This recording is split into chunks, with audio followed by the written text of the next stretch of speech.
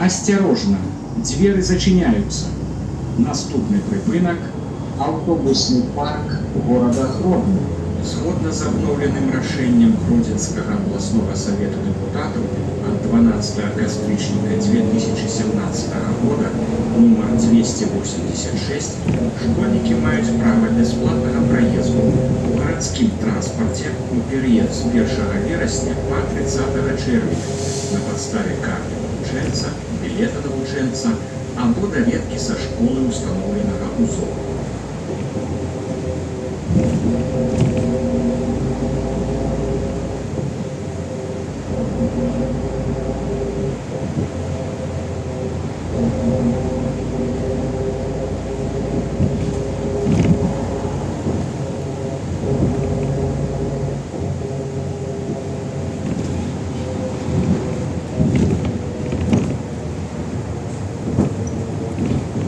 Автобусный парк города Гродно.